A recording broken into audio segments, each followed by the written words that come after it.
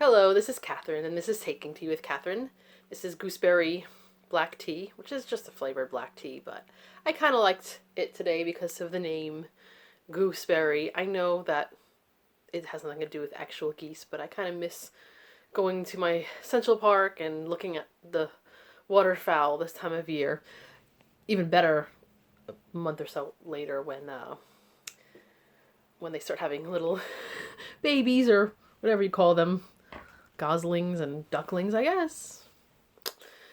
Possibly I'll get to see them in June, you know? So anyway, but it's a nice tasty little kind of a sweet-ish tea, but not too much so. And I thought it would be a nice accompaniment to my books for Tea and Mystery. Because these two books are both very good books, but one of them is from an author I quite like, but it's just good. Not my favorite. And that's fine.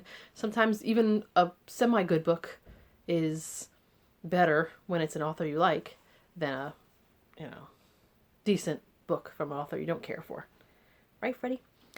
Anyway, so these are two books. One of them is a full-on actual mystery to solve. The other one is technically a mystery, but it doesn't feel like it until it gets going, if that makes sense. So, first of all, I finished last week, I think it is, Five Little Pigs from Agatha Christie. I've been trying to read an Agatha Christie every month.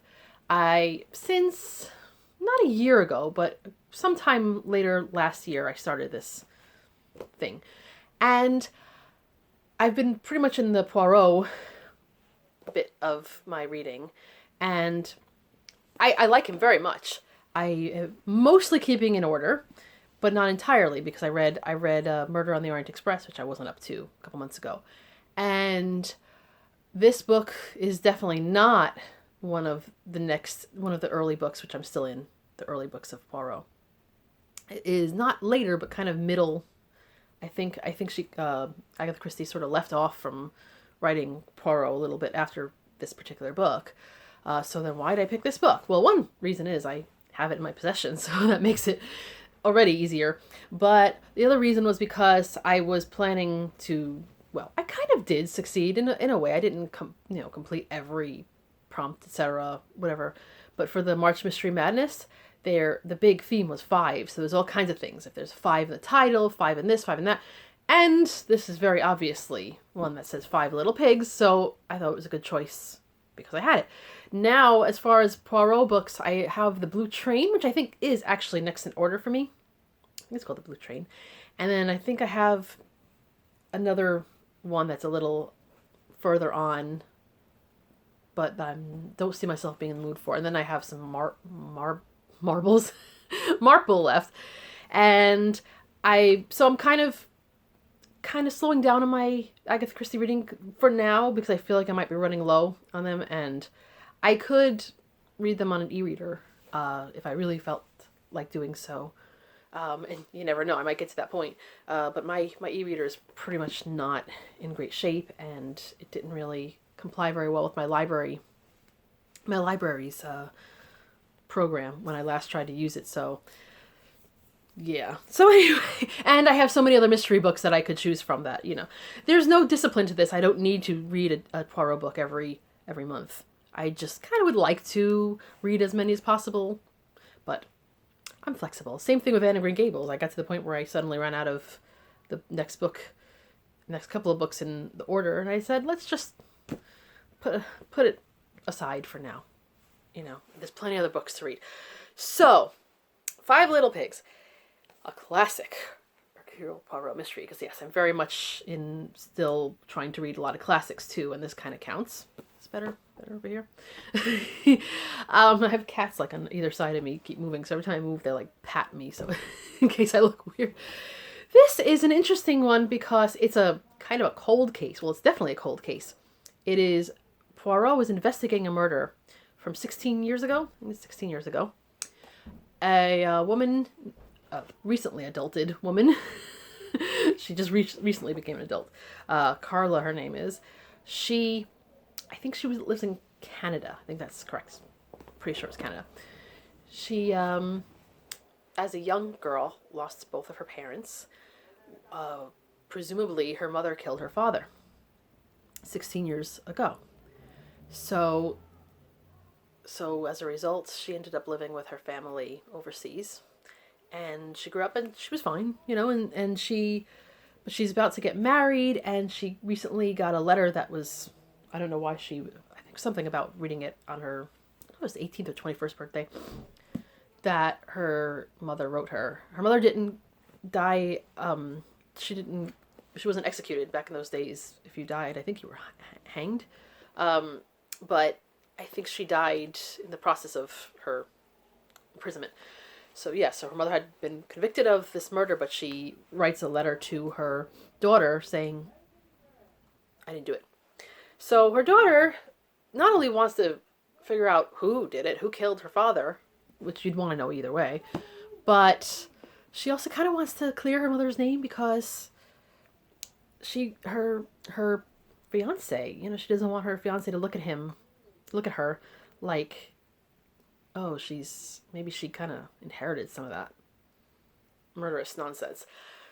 So she goes to see Poirot, who is a famous detective, to investigate this. And she says, whatever you find out, as long as it's whatever you find out, I'll be okay with. I just need to know. So,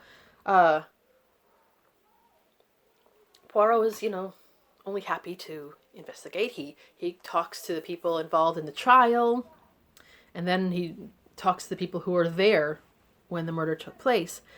And that's where the quality of the book, even though it was still very good and interesting plot, good sort of a twist happens. Although I suppose if I hadn't seen the adaptation first, I may not have figured out who did it, but I may have had my suspicions. It's hard to know when you already know.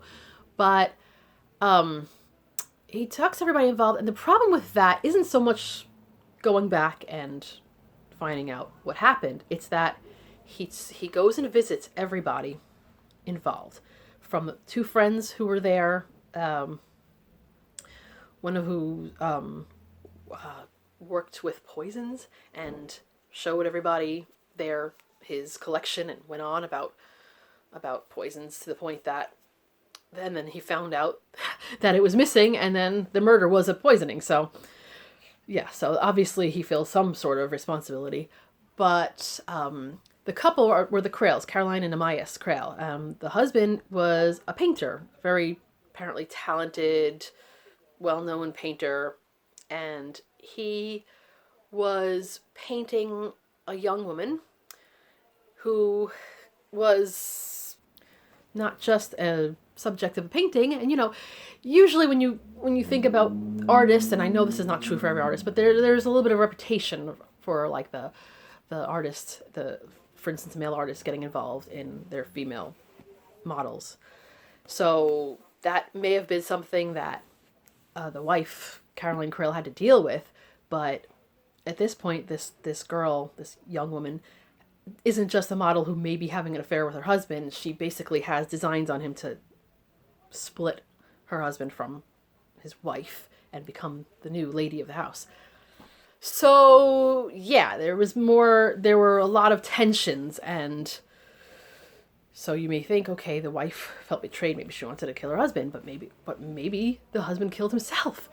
And there were other people involved. There was a governess, not a governess, kind of a governess, like a teacher sort of situation, for Caroline's younger sister who lived with them, Angela, who they both got along very well, their sister and the husband, except there were sometimes arguments and stuff. But she had been injured by Caroline when she was younger. Caroline, in a fit of anger, threw something at her and gave her an injury, and an eye injury. So it not only shows, but it was a slight disability. So, the Caroline felt very guilty toward her and was very, caring for her. So that's kind of the situation. So everybody is visited by Poirot. And it's, of course, it's 16 years hence, but everybody has their own story of what happened and what their opinion was. Pretty much everyone thought that that Caroline actually did it, because Caroline didn't really put up a fight, and she just, in her trial, was just very, but her sister really doesn't think. Anyway, I don't want to get too far into the story because I don't want you to, if you plan to read it, I don't want to give away every part of it. But the basic deal is that Poirot has to ask everybody, and then he goes and returns to the house to see it, and then he comes up with his own conclusion. And it was interesting in the fact that it was from Poirot's point of view, pretty much, which isn't every book. A lot of books were taken from other people's points of view, from Hastings, for instance, but sometimes it was directly from Poirot's point of view. So you get to know his psychology a little bit, and they repeated this a couple of times, that in certain interviews, he plays up his foreignness because he's trying to get a sort of an answer from them that seems to work for him. And I never thought that he would do that. I thought that that was just a quirk of his, that he was from Belgium, and that was just part of the interesting thing about him. I keep saying interesting. But yeah, I guess it could have worked in some ways. I don't know exactly how he plays it up, maybe gestures or whatever, or the way he pronounces things. So it was a good story. I liked the story from the beginning. I never really like a story of family splitting up, husbands cheating on their wives or vice versa. But for the purpose of the story, it was vital. Poisoning is a very common thing in Agatha Christie's repertoire. And the only thing why I didn't give it, a lot of Agatha Christie stories I give a 4-star, because I think that they pretty much are that, There are a few that I've given 5 stars to, but even though I think she's an amazing writer and I don't want to stop reading her books and I will continue going on, I do feel 4-star out of 5, I'm talking about 4 stars. It's just like a nice solid amount. It's good. But this one I gave more of a 3.5 star because of the repetition. First, he goes and sees everybody involved in what happened in the murder situation. Then he goes and asks for them to write their account of it. So now, not only do you have the story, but now that they're writing it over again. And then again, he goes back to some of them and asks them some more questions. So yes, I get that you can't hear the story just once or twice. But it was like, after a while, okay, we know this happened. Ugh. So that's why it turned into good, but just not perfect. For me. I still think it's a good story. I think the concept of it being years later, where you can't get a lot of physical evidence, but you can go on just hearsay, and like Poirot says, he uses psychology, which I'm always fascinated with. I would definitely recommend this one. Just maybe not as your first Poirot. Maybe like your third or fourth. So, the other book I chose and finished was Brat Farrar by Josephine Tay. I think it's Tay. I'm going to say Tay. And I really like this book. I gave it a 4 out of 5 because, like Five Little Pigs, and I don't want to say what happens at the ending pacing-wise didn't work for me. But otherwise, it is a really... I'm not saying totally original story, but for the storyline, it was well done. So this family had tragic circumstances. They're not super rich, but they have an estate, and the parents had 5 children, 2 sets of twins, and then I guess in the middle was Eleanor, and the parents die in an accident, and shortly after, the oldest son, Patrick, disappears and is presumed to have killed himself. And his younger brother, who's his twin, becomes the heir. So right before the 21st birthday, where he was supposed to be coming of age, this guy, Brat Farrar, shows up and claims to be Patrick. And it doesn't start that way. You don't just have him showing up. You actually have a lot of it from Brat's point of view and from a person who knows the family well, who's able to coach him into taking on this personality and not tripping up. Because, yeah, I mean, if someone disappears at 13 years old and shows up at 21, sure, there's a lot of things in the interim that they wouldn't know, but you probably remember, unless you were terribly injured, you probably remember what happened to you before you were 13. Like if I can remember a lot of details about my life when I was younger than 13 that I should be able to say if I was trying to prove I was me. So it becomes at first an interesting, almost like a con, but then Brat Farrar, which he was an orphan, by the way, so he gets to know the family, and a lot of it has to do with horses. They raise horses, they race horses, etc. Not so much like a racetrack, but like a different contest meets, or I don't know what they call it. I have to say, when it comes to horses, when I was younger, I think I was a little bit into it, but I don't know that much about it, which is funny because recently I was talking about that book about Queen Elizabeth II, and I forgot to mention that so much of it is about her fascination with horses and that's like one of her big passions in life. And even though I think that horses are cool, I just have so little experience that sometimes when I read about horses, I kind of fade out a little bit. But I try not to, because I want to learn. I want to just read things that aren't just things that I know already. So, but that factors into his involvement, because he does have a lot of experience with horses. So that's a really important part of the story. But he just finds that this brother that he's pretending to be, he's impersonating, is how he died just doesn't seem right. So he starts to investigate in his own way. So that's where it becomes a mystery. It's not a detective. It's not like anyone officially decided to investigate something. It's the very person who doesn't need to know these things, who could just easily slip into this character and go on, decides that he wants to know. So that's the story. I'm not going to go, and again, I might spoil things if I go any further, but I really did like this story. I gave it a 4-star, like I said, because it wasn't perfect the way it settled at the end, but it just read really quickly. When I say that, not every book has to. I'm enjoying a book, The Mirror and the Light, the Hilary Mantel book that I keep talking about, and I'm going very slowly with it, but I'm really loving it every minute of it. But this just is just a quick pace. So if you're looking for a book that is a page turner, I think this would be a good one. And very, very kind of English in its story. So if you're in the mood for that, which I tend to be, it is. I wouldn't call it 100% cozy mystery, but I felt cozy reading it either way. And I won't forget the people in the book right away either, the characters. So that I like, that there are so many interesting characters that they're all different. Not everybody's exactly thoroughly investigated, but just enough.